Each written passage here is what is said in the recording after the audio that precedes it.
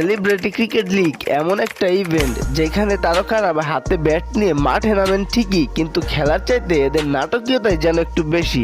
তো চলো বন্ধুরা, হালকা মেজাজে এদের একটু রোস্টিং করা যাক, গালাগালি না দিয়ে।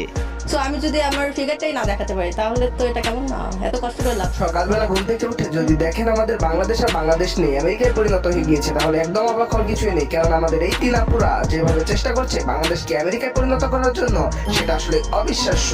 এই খবরগুলো যদি আমাদের জয়সিং দাদা শুনতে পারে, তাহলে বাংলাদেশের জন্য ব্যাকপত্র গুছিয়ে কালকেই চলে আসবে। তো ভুলভাল কথা না বলে আসল কথা শুরু করা যাক। আমাদের বাংলাদেশের সোনার প্লেয়ারদের উৎসাহ দেওয়ার জন্য নতুন একটি লিগ শুরু হয়েছে, যার নাম সিসিএল মানে কামরাকামড়ি ক্রিকেট লিগ। এদের থেকে উৎসাহ পেয়ে আমাদের মাঠের খেলোয়াড়রা খাটে বেশি খেলছে, মাঠে গিয়ে হেগে দিচ্ছে।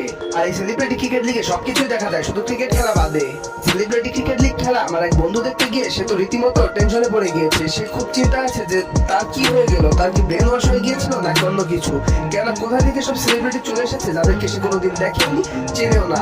আর আমি বন্ধুকে আশ্বস্ত করে বললাম, এদেরকে আমরাও চিনি না, এরা যে কোন ভাগে সেলিব্রিটি হয়েছে তারাই জানে আর আল্লাহ জানে।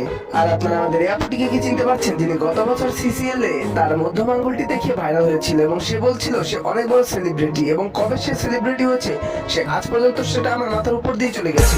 সর্বশেষ আমি একটা কথাই বলতে চাই, আমাদের দেশে এবার জাম্বুরা মনে হয় একটু বেশি ফলন হয়েছিল।